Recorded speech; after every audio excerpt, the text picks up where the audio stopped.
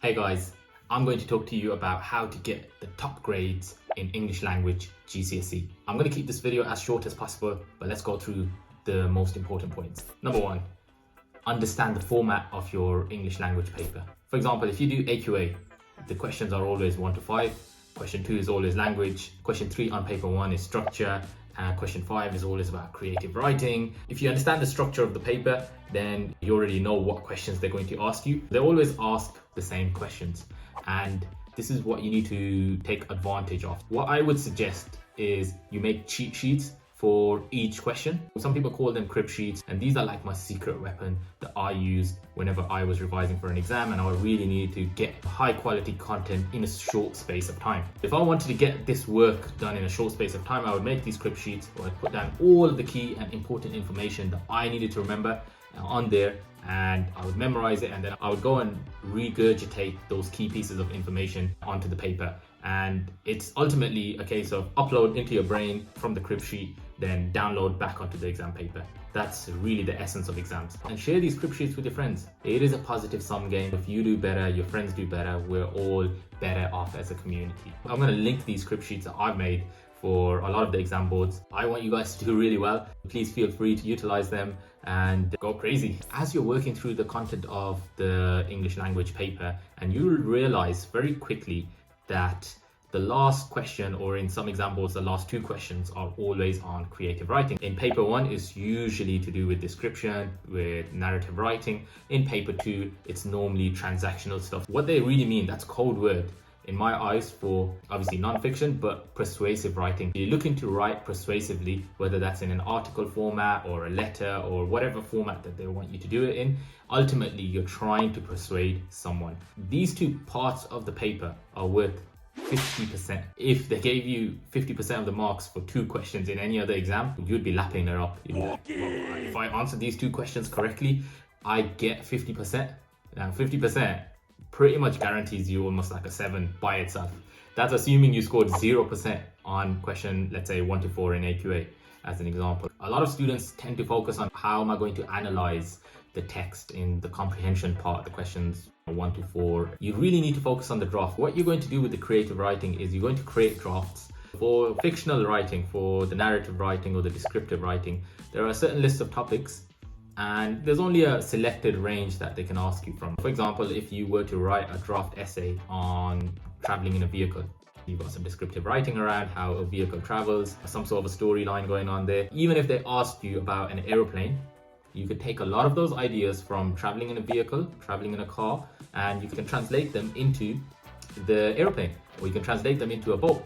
Yes, of course, there's going to be slightly different nuances, and there will be certain items which are specific to a boat or is specific to a space shuttle, right? But generally, you can take a lot of ideas from your draft essay that you've done and you can put them into the real exam. Now, another reason I suggest making draft essays is because how do you expect to write a grade 9 essay in the real exam under exam pressure when you've never written a grade 9 essay before? The idea is that you start writing a grade 9 essay. In the first instance, you might even write only a grade 4 standard essay, and that's fine. What you need to do is you need to submit that to a teacher, to a mentor, to a coach, and they'll give you feedback. They'll give you feedback and say, hey, you could do X, Y, Z to improve yourself. And you have to do this. This is vital. You cannot self-mark your English work. Any essay-based subject always has to be marked externally. If your school teacher is being a snake, feel free to drop them to me. I'll get them marked by an official examiner. The funny thing that I'm actually working on an app to mark these papers automatically, because I've seen this, right? As an engineer, right? My background isn't in English. I see English from a very different perspective to all your English teachers would in school. I see it as a very robotic thing, and I always try to break down how can I really game the system here and gain these marks. How can I game the next part? How can I game all of these parts of the exam paper? I'm looking to game it, and I know a lot of students think that way because a lot of you guys are gamers out there and you're looking to clock the next level. I've been actually looking at and breaking down each part and trying to make an app. But anyways, that's a side point. For the fictional writing part, this is the descriptive narrative writing part. How can you supercharge yourself to get to that grade 9? You're going to do something called stealing. You are going to steal like an artist. It's one of my favorite books, Steal Like an Artist, or Show Your Work. And the idea goes in this book by Austin Kleon is that no one's truly original. Everyone's always taking ideas from different parts of the mediums that they interact with, and they are refining them into their own ideas. And that's what you need to do. If you come across an amazing phrase or an amazing sentence and you're like, whoa, that's cool, I want to use that, absolutely rip it off. Write it down on a crib sheet for this type of work. What you're going to do is you're going to start refining your draft based on the feedback, based on looking at different books and different articles, and ultimately you're going to get to a stage where your essay will be a grade 9 standard. And now you're going to commit most of that or most of these essays to your memory, and when the exam question comes up in the real test, what you're going to do is you're going to download a lot of that information. Of course, it ain't going to be word to word, but you'll have a lot of the great phrases, great ideas, and that's how students get top grade 9s. A lot of students, of course, are really great at writing English, maybe naturally, but those are an exception. The way most people get to that standard is by working hours and hours on their craft. Now, you can do something similar with the persuasive writing skills. You need to look at that and analyze any great speech, any great politician, and see what skills make them really persuasive.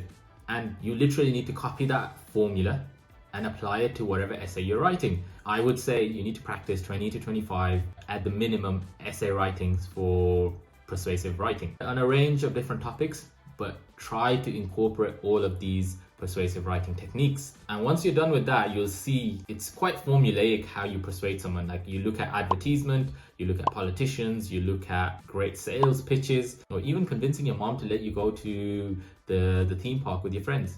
That all requires persuasion. Persuasion is a great skill for anyone to learn, not just for GCSE. Do learn these skills and let me know how you get on. What goes in the cheat sheet? Stuff like language techniques, structural techniques. You need to learn each of these and you need to memorize them, commit them to your memory, because if you don't know what these techniques are, how are you going to recognize them? The second point would be, how does the writer utilize the effects of these language structural techniques? And that's really the important part. It's not really that you can recognize it. Of course, you need to be able to recognize it, but then you need to be able to talk about what their effects are.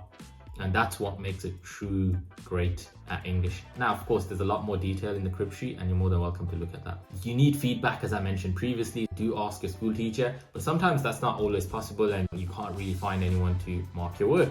What you can do is, instead of someone marking your work, go and look at exemplar answers that a lot of exam boards provide. For example, AQA sometimes has this thing called Exam Pro, which is usually available to teachers. If you can't find anything directly, you may want to go ask your teacher and say, hey, can I look at some exemplar answers? Can you provide me with some grade 8, grade 9 question answers, please? And another source is a textbook.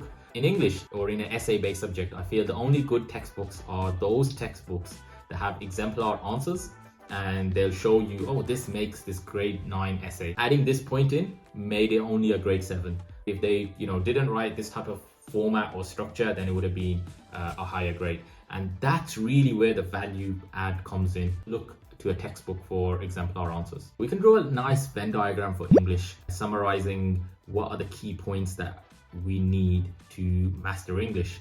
Okay, so in my opinion, I think you need to understand, number one, the content. That's understanding the structure of the paper, what's required, what are the skills required. The second thing is speed. You've got to be ridiculously fast. It is one of those exams where you don't have much time to save yourself. The one point I can give you for speed is to work backwards. The biggest chunk of your marks are associated with the descriptive writing and the transactional writing, for example, the creative writing part. Why would you give your brain and yourself the least amount of time on that section? You want to give it your best shot when you're freshest, when you have a lot of ideas that you've previously memorized. Hopefully you've got great phrases and creative juices flowing. You want to utilize that time, right? You work from the back, you do that question, and then you go to the front, and then you work from question 1, 2, 3. Gain the hardest and the biggest marks first. That's the exam strategy that I would suggest for you. Number 3 is being natural at English. Now, you might wonder, how can you be natural at English? What people say when they say, oh, this person's just really good at English, is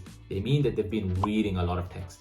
They understand the ebbs and flows of a writer's thoughts, how to make your writing fast-paced, how to evoke emotion in your writing. There's no such thing as a natural. It's just obviously effective practice. And finally, creativity. They should really call it English and Creativity GCSE. They just call it English Language GCSE.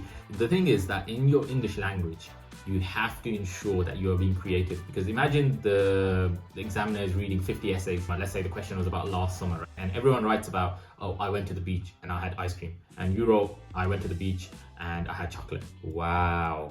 You need to write something that's going to wow them, is going to entice them. When they're reading your essay after reading other 100 essays, they're like, whoa, this is actually quite different, and it makes them sit up and take notice. In the comprehension part, when you're reading the comprehension either in paper 1 or 2, I would suggest, in addition to the cheat sheets, when you're actually doing the paper, of course, highlight the key points, highlight the text, and you can refer back to it. And it's really important that you learn how to annotate. If you like this video, you may want to check out how to get grade 9s on all of your GCSEs. It's more of an overarching video. It's like a 24-minute long video going really in depth in terms of what are the different things that help from an overall strategy perspective.